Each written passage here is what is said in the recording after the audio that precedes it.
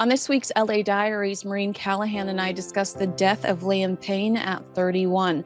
The latest with Justin Bieber's father, who's currently in hot water. And what does Al Pacino and Prince Harry have in common? Unfortunately, you're going to find out.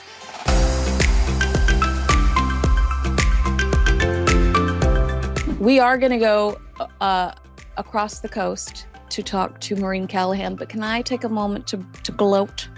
Can I take a moment to show off my friend David Seow? He wrote this beautiful book, The Royal Pup Pack, Catastrophe at the Palace. It's about the royals' dogs. If you are a subscriber to this page, you know that I've been talking about Orla like it's my job. I mean, technically it is my job, but I have been talking about Orla nonstop lately. And so he sent me this book, The Royal Pup Pack. And guess what? It's the cutest thing in the whole world. This is about all of the royal family's animals. Oh my gosh. The Schofield scoop. At that very moment, the Prince and Princess of Wales walked in. Orla, cried the princess, you're not allowed to wear the jewels. Schofield had the scoop, Orla's tiara trouble. He named it after me. I'm very, very flattered. You can get the Royal Pup Pack wherever you get books, and you should if you love dogs and you love the royal family. So I just got this in the mail and I lost my mind. I thought this is the cutest thing ever. Thank you so much, David. I love it too much. And I hope you guys all get it. Grab your own copy. It's the cutest little coffee table book. And I just love the drawings. They're precious, absolutely precious. I would read it to you, but I think that actually is a copyright infringement. Don't wear the jewels. Look at Orla. What a vibe. So anyway, had to gloat. Royal Pup Pack out now with the Schofield scoop inside of it. And yeah, great chat with Maureen Callahan. It's like every time I talk to her, I feel like I should be in my pajamas with Grease on in the background. Some sort of, salty and sweet treat is happening in the vicinity. It's definitely like the best girls' time of my life. So I'm happy that I get to share that with you. Hope you enjoy our chat. And make sure you comment. Let us know if you agree with us, disagree with us, because your opinion is so important too. Thanks so much for watching and enjoy this chat with Maureen Callahan. Hi, all. Kinsey Schofield here with Maureen Callahan, author of Ask Not the Kennedys and the Women They Destroyed. Maureen, it's been a while since we've caught up. This week, I wanted to go into all things pop culture with you because offline, people probably don't know. We get along very, very well, and we talk about everything that's going on aside from Harry and Meghan. What was your first reaction when you saw the death of Liam Payne, member of One Direction? A successful solo career when it first kicked off, 31 years young. It's horrifying. That story I think, is so compelling because it's really getting at the heart of something that's been part of a larger discussion for a while now. I think probably since the Free Britney movement, which is really the damage that mega child stardom does, the human cost, the human carnage. So he was reportedly caught saying to a young woman in the hotel lobby, 30 minutes before he died, I used to be in a boy band. That's why I'm so effed up. And since then, we've learned that his autopsy has shown multiple drugs in his system, including pink, which has also come up in the Diddy case.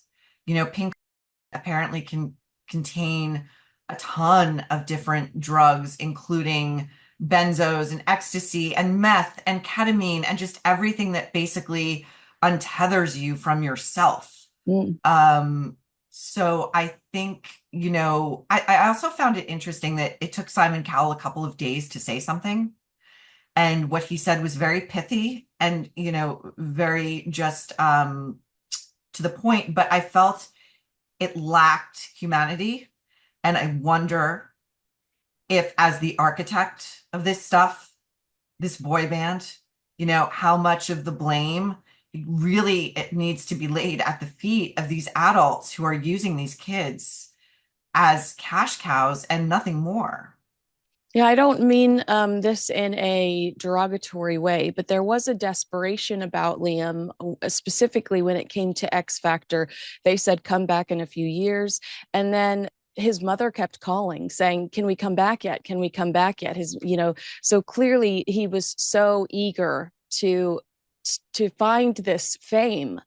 And then there was so much potential with, and this is kind of silly, but when you are in a relationship with another high profile figure, typically it elevates you. He has Cheryl Cole. I mean, don't get me started on the age difference, but a potential pop star power couple. Aside from Cheryl, I felt like he had a terrible taste in women. But when you sit back and kind of look at his actions after One Direction, you think, oh my goodness, what could have been. I do have a question for you, because when I saw and Crystal, which I read was the Argentinian version of meth, are the a part of the crystal, or do you think these are different things he's doing that day? It's hard to know. I mean, I've just basically read what the initial autopsy report has determined. Apparently, Liam's father, who is now in Argentina, has been told by authorities he may need to wait 10 days to take his son's body home. And I think, if you saw any of the images of that room, I mean, it was a total mess. It was just drugs, like powdered drugs everywhere. I'm sure he was also drinking. Yeah, You because did know, you know when they found, because one of the arguments that it wasn't was that they found a bottle of whiskey next to him on the ground. I mean, clearly smashed, but a bottle of whiskey, a lighter, and his cell phone. And people are like, who's, I mean, I hate to even use the word, but it right, right. it, it looked more accidental based on the objects that he fell over with. And talking about his dad, I don't want to give that website any more attention, the website that posted the images of his body, but they have pictures of his father just looking over the third floor balcony at the length between where Liam fell and the ground. And I mean, I saw those pictures and I just wanted to hold the man. It's horrific to watch all of this unfold. And allegedly well, I mean, according to his sister, she found out online, she thought it could potentially be a death hoax. This is just the most horrible death one of the most horrible deaths I've seen in my lifetime when it comes to celebrity and pop culture. It's so tragic on so many levels. And it really, it just goes to the true cost. When you told that story about his mother calling X Factor over and over, can we come back? Can we come back? I read that too, but I read it a little differently. I read it as if it was the mother's drive. It was the mother's dream. It was the mother's goal. And this kid was going to get there no matter what. And I also think it cannot have been easy. Typically with boy bands, only one of them is really a star. Only one of them is going to break out and have a career going forward. You see it with Justin Timberlake and NSYNC. With One Direction, it was clearly Harry Styles. He was the one. It could not have been easy to be in that shadow, to be considered a has-been at age 31. I think a lot of what we're also seeing now with the sort of concerns for a clearly struggling Justin Bieber, we know it was worse than you could ever have thought. His mother basically threw him to the wolf that was Sean Combs, and God knows what was done to him. And he looks so incredibly gaunt and so incredibly sad and like weighed down. I think I've said this with you before, he's a new dad. Mm-hmm. He's a baby. I mean, this should be the happiest time of his life. And I would hope that tragedies like this, the good thing that can come out of them, I doubt it will be a complete reexamination of the child star factory and what it takes and how many people turn their backs or allow this terrible stuff to happen. With Liam, the question is, well, was it but you could also say, well, the way he was abusing himself, like it's a slow, it's kind of a either way. Well, they also said, to your point about Bieber being thrown to the wolves, that the people that were around him were enabling him because they were just desperate to get him back to work, because that's how they made their paycheck, was if Liam was successful in working. We know he'd recently been dropped by his label. I am not TikTok culture. I don't know how much time you spend there, but Almost zero. yeah, I was completely oblivious in the weeks leading up to this. Did you see now, have you gone back and seen how bullied Liam was? I just watched a 45-minute video of some guy tearing into him, showing clips of him in Argentina, taking photos with fans, dancing at Niall's concerts. They were calling him cringe. I had no idea that the internet, to me, Liam was kind of drama. I thought he was cute as hell, but it was always drama with girls. So I checked out from it because I just thought the girls he dated were attention seekers and I didn't have time for it. But I didn't see that in the weeks leading up to his death, he was being bullied online. But I watch those videos now where they're saying Liam cringe, or how obnoxious is he? How desperate is he for attention and relevancy? And I go, this is a young man that needs help. I mean, clearly he's not sober. Why are we on the internet so quick to be critical of someone versus going, oh, somebody needs to step in? Because if somebody would have stepped in, or if his girlfriend could have stayed a few extra days, this wouldn't have happened. Listen, I couldn't agree with you more. TikTok, it's a cesspool. I mean, so much of social media is a cesspool, and it's kind of like a devil's bargain. If you have any sort of personal brand to promote, you have to be active on it. But once you're in there, it is like Roman Colosseum in terms of the way people are just pilloried and taken apart. And if he's paying attention to that stuff, or it's brought to his attention, as you said, he was dropped from his label. He was apparently having money problems. They were asking for their advance back. I don't think he had the money. The minute his girlfriend split, he called two sex workers to join him at that hotel. I mean, things must have been very, very, very dark. She had said she had stayed longer than planned. He just sort of had no plan. He just wanted to keep the party going. So, I mean, listen, I couldn't agree with you more about that sort of culture and what it does to people. And it makes me think really again about Britney. To your point, she was thrown up on stage, perform like a monkey. Let's make everybody else their money off your back, but we're going to keep you locked in this conservatorship. Then there's the Free Britney movement, which seems to be grounded in a genuine sympathy for everything she had been through. And she's freed. And then what happens, Kinsey? Everybody starts making fun of her again Yeah, and saying exactly. how mentally ill she is and how she's got to be institutionalized, and who's around. It's like, what world are we in? Make up Right. your mind. Right, because we all sat through that court case and we heard people talk about, the levels of monitoring she had needed, and so it's like we are aware. So why is it okay to be cruel and critical when it comes to that stuff? Now, you've mentioned Justin Bieber, and the Daily Mail had a really incredible story because they get into analytics. They get into the analytics of this 6-year-old's Instagram page, Justin Bieber's dad, Jeremy Bieber. I mean, he's being destroyed online right now for posting photos of his 6-year-old daughter in cheer outfits and bathing suits. And we'll be careful in using the P word when it comes to child predators. I guess we'll just use the word predator.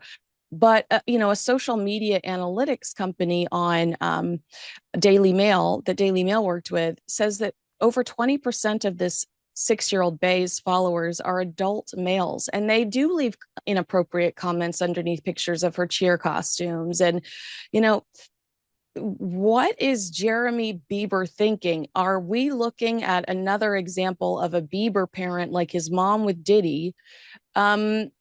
Not thinking this one through, because there's no reason a 6-year-old needs a presence online. Kinsey, I saw that story and my jaw dropped again because we are mere bystanders, right? But we see clearly what Justin Bieber is struggling with in the wake of these Diddy stories. It all tracks on the same timeline. for his father, who was not a part of his life until after Justin became a global superstar, to take his 6-year-old daughter and put her online.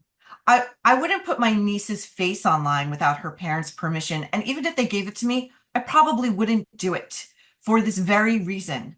There is no reason whatsoever a 6-year-old should have an online presence, let alone one that could be legitimately read as somewhat sexualized. It is sick. I think that if you want to, again, draw a through line to how these kids get this way, there used to be this sort of knee-jerk reaction with child stars once they matured and got into their 20s and had drug problems or began acting out like, what's wrong with them? Why Yeah. aren't they grateful for what they have? I'm putting money in their pocket. Perform for me with a smile on your face, please. Judy And now, Garland. Yeah. yeah, we have the exact, we know better. We know, we have an idea what they have been through and how their parents betrayed them many times. Like, sorry, the Spears parents are just as bad, really, I think. Yeah, no, So I mean, I love to always bring this up, but Lynn doing multi-level marketing, like that's a new low for me. That's when you know the Britney checks have stopped. When Lynn is on Instagram trying to get you to buy some you who knows what cream. You're just, oh Lynn, girl, oh girl, oh girl. How is it? also, Kinsey, didn't Lynn write like a very self-serving memoir about what a great 100%. mother she is? Yeah, and I think didn't I tell you last time when I ran with Bieber, there was a huge fight between Justin and his mom backstage in an event because he couldn't believe that she was writing a book about him, very self-serving about her, how her Whoa. relationship with Jesus is why Justin became the superstar he was. Meanwhile, Justin was like speeding and in mop buckets and in the back of restaurants. You know what I mean? Like, so he felt overwhelmed because his mom was out there trying to monetize this relationship with Jesus Christ and her relationship with him, and he was falling all over himself. He was hitting that wall, and at the time, I remember. Joe Jonas saying something about, Bieber having a tough time finding balance because his dad wanted to party with him. That summed it up that his dad, he didn't have that father figure in his life because his dad wanted to party with him. And now you look at this and you're going, Jeremy, get it together. You have a bunch of kids. I think he has 4 kids with 3 different women. I mean, but just figure it out. But this is not the way. You can financially take care of your family without throwing your 6-year-old in bathing suits on Instagram. One would hope. I mean, I suspect, Kinsey, that Justin is probably still cutting his dad checks. I Mm, wouldn't be surprised. I mean, this is, I think what's so sick about this too is the sort of completely transactional nature of such parent-child relationships, you know? Like mm, that story about his mom and him acting out backstage and just being like gobsmacked that she's writing this book about him off his back and she's no mother to him, really, in my opinion, just my opinion. But when you are sending your pubescent son off to party with Sean Combs for 48 hours, a grown man. I mean, you have given up all, I think, any rights to claim any kind of parenthood that would fit a definition you or I would consider normal. right. Yeah. No, I'm not reading that how-to book. Sorry. That's not the parent I aspire to be. Oh, we were so rudely cut off last time because the studio needed to shift somebody else in. We have got to get into the RFK Jr. stuff because is RFK Jr. our favorite slash least favorite Kennedy today? Because he keeps giving us content, but we do not appreciate his behavior. Talk to me about, I mean, Olivia, is it Nuzzy or Newsy? I think it's newsy. Newsy, okay. Olivia Newsy has quit her job now. She went to court with her ex-fiance, who I think is still suspended or on temporary leave. And he said in court that at some point she admitted to him that RFK Jr. had told her he wanted to control her and impregnate her. What is the latest? And how is RFK Jr. still the only one scot-free, no judgment, continuing to act as normal? I'm so glad we circled back to this because I was heartbroken last time when we were cut off. Um, So Olivia Newsy, it was announced that she and New York Magazine, where she was a star reporter, had quote unquote parted ways, which I think you and I both know they fired her. Um, and so she has lost everything right now. She has lost her job, she's lost her reputation, she lost her fiance. I actually think she's going to be fine. This is probably the best thing that ever happened to her. She'll get hired somewhere else, I have no doubt. But here's RFK Jr., who is suffering nothing. If anything, this seems to have burnished his reputation as quite the lady killer. Um, he is going to get a position in the Trump administration. Trump has said if he is elected, Bobby's right in there. And it looks like Cheryl is sticking by him. He played the political good wife at Ethel's funeral. You know, there was a part of her, the actress in her, again, just my opinion, that probably loved all this pageantry, this statecraft. She's like a matriarch of America's foremost political dynasty. Could Cheryl step into that role? Who knows? But now we're working through it with Bobby and everything's great. She said something at a Groundlings event. She said Yeah. something like, oh, sometimes things get crazy and you look at your partner and then you just go, well, it's going to be okay, right? We're going to be okay. I mean, if you call sexting with a 31-year-old reporter and telling her you want to get her pregnant, and then when this comes to light, castigating her as a crazy, obsessive, fatal attraction level stalker, sure, Cheryl, it's just a little niggling bump in the road for your marriage. Enjoy it. Enjoy your future as a Kennedy wife. Yeah, and she also said at that same event that she was writing a book. I guess my question to you would be, is this just going to be a, you know, all about me? But I see those all the time from like God love Mika Kelly, but I'm kind of like Mika Kelly has a book. Why is Cheryl Hines writing a book? And is this something she would go into, or do you think she is like other Kennedy wives before her, hyper concerned about protecting that image and protecting that sanctity that is the Kennedy name? I'm with you. Like, who is going to read a book by Cheryl Hines? First of all, she's niche, right? Like, there are the Curb viewers who are very devoted. I am among them, but she's not integral to the show. I don't care about her. I also think, as someone who deals with publishers regularly, I don't think there's a publisher in the world who's giving her a book deal without it in writing that she's going in detail about the Kennedy marriage, about this sexting scandal. I would love to hear her version of events of what went down with Mary, Mm. Bobby's second wife. She happily participated in psychologically tormenting her online, talk about Twitter stuff where she was like taunting Mary about hanging out with her kids, having a great time with Mary's kids at all the haunts Mary took her own kids to. I mean, I have no sympathy whatsoever for this woman. I think she's getting everything that's coming to her. And you know what? If she gets a book deal, I really hope it's worth the money because it's gonna chip away at her marriage. I guarantee it. Oh, wow. Did you see her at that supper with Trump?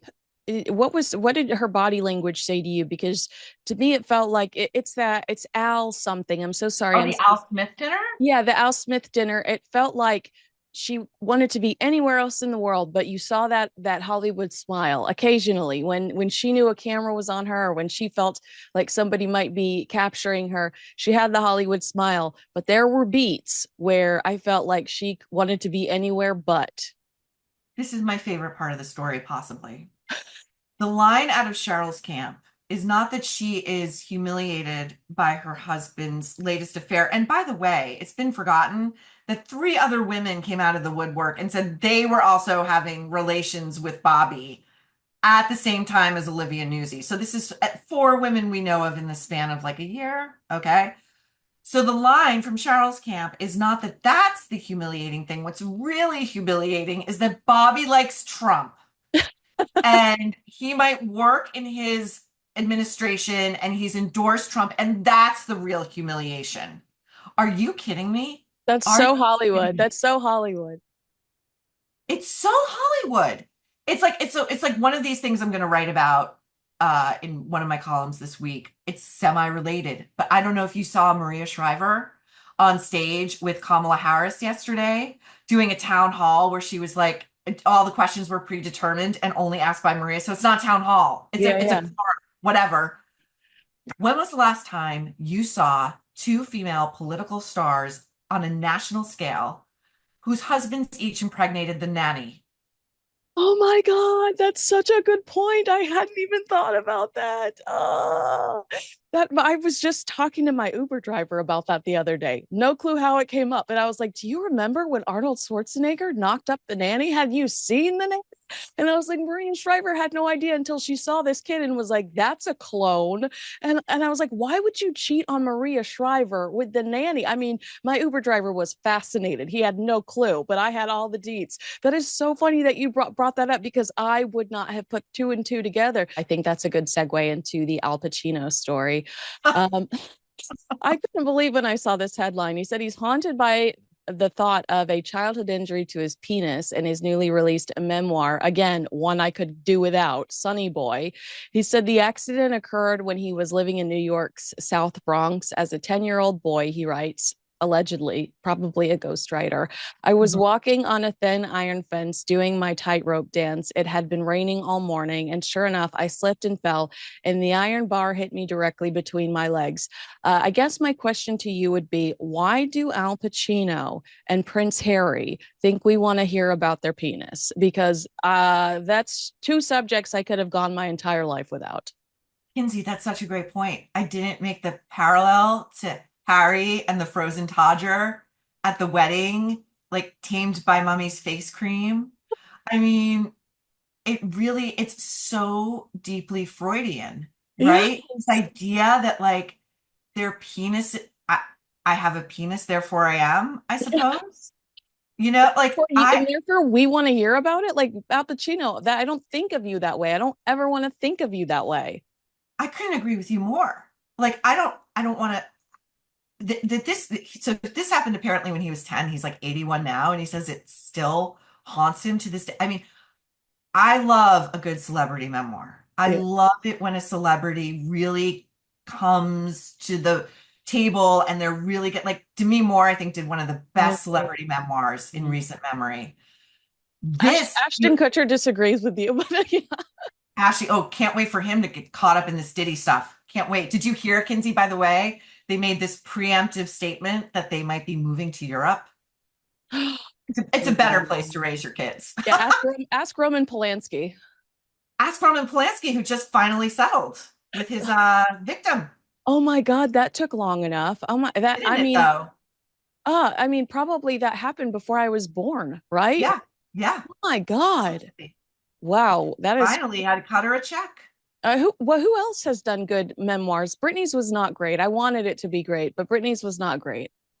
Britney's wasn't great, and it's she's so limited. I think Mhm. that like whoever was in there ghostwriting with her probably went as far as they could go. I'm Yeah. trying to think the best celebrity memoir. I mean, Denise. I'm reading Lisa Marie's and it's Oh good. my God, I just got that. How is Yeah. it? I'm really enjoying it. Yeah, yeah. I mean, I love her, so I don't know if I just love her and the family, but so far I'm really enjoying it. And talk about, I mean, Priscilla is on Justin Bieber's mom's level of not protecting her daughter, and that's just again my opinion. But Yeah. Priscilla, why were you not more concerned about the men that you had around your beautiful little girl? I mean, so creepy. I'm right there with you because I'm a complete Elvis obsessive Me and too. I have done the pilgrimage to Graceland, all of it, read everything. The Priscilla stuff. Have you ever read Elvis and Me, by the way, her Yes. memoir? Yeah. It's also a great memoir. Hmm. But with this whole Lisa Marie thing, with, the abuse she suffered, it made me think just how generational this is because her parents were pushing her to get with Elvis. She was 14 years old. So He gross. was Yeah. 23 and in the army, and they sent her to live with him when she was a teenage girl. Now, the bombshell revelation in this book, I don't know if you saw the stories about Ben, Lisa Marie's son, who killed himself. Yes. Yeah. I haven't gotten there yet. Can I Oh, you spoil mean this a little? to the part of him being in the house for 2 months? Dead Yes. body in the house for 2 months.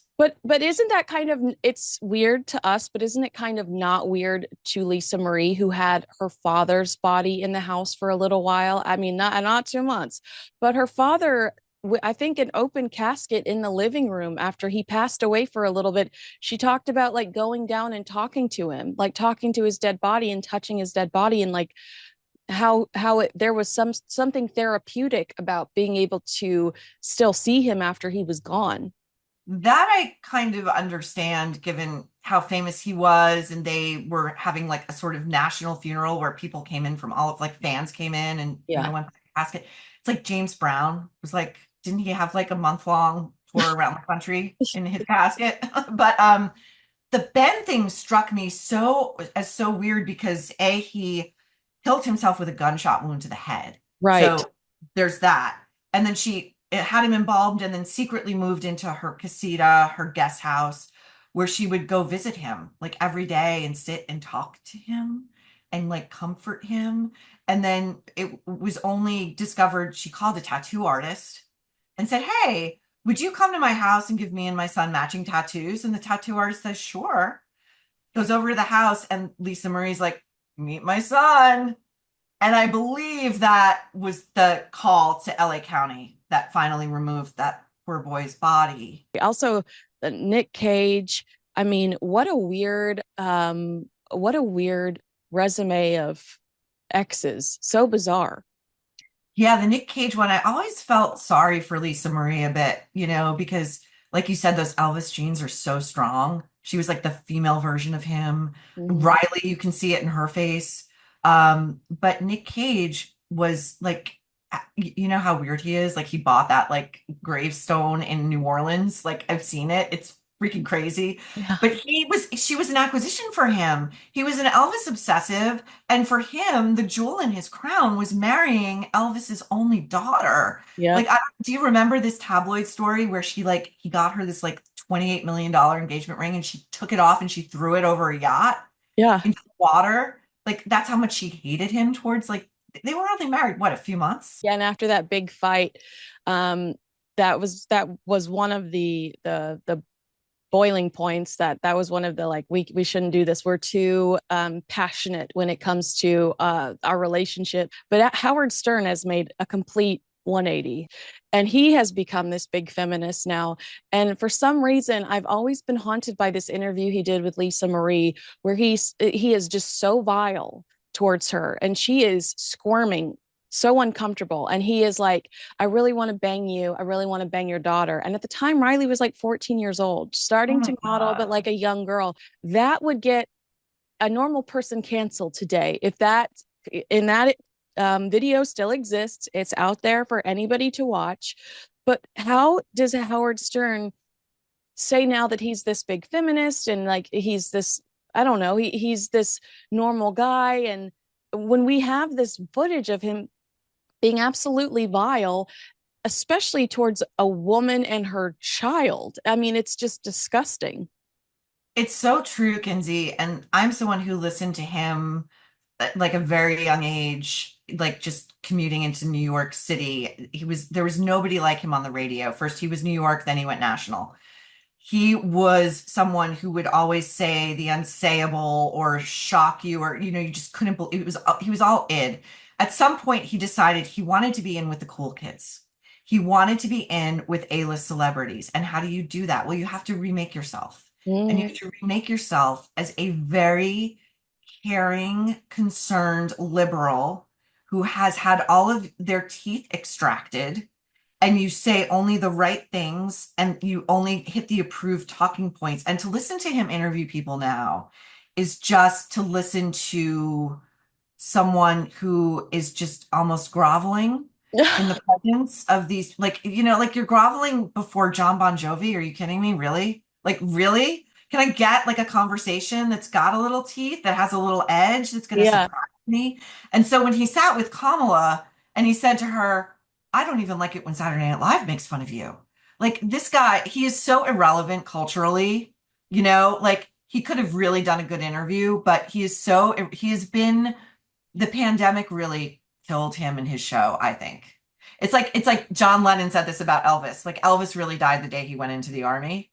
Mm, Howard died the day he went into the basement on Long Island when COVID hit. You know, right. he's been a paranoid, delusional, terrified, coddled near billionaire for years now. And what he's seeing is a shedding viewing and listening audience for it. Mm. That interview really made no headlines. Oh, it was so embarrassing. Yeah. Well, I've had so much fun talking to you today. We went over like 30 more topics than we initially agreed to, and that's because we're good at this, okay? We're I good. love talking to you. And you know what? I feel proud of us, Kinsey, because we did manage to do a conversation without H&M. Yeah, well, no, we mentioned Harry's tawdry. Oh, sorry. You're Yeah. right. You're right. But okay, baby steps. I can't wait to talk to you again soon. If you agree with us, Same. disagree with us, let us know in the comments below. Make sure you like, subscribe, and share with a friend. This was a fun conversation, so make sure you share with a friend. Thanks so much for watching.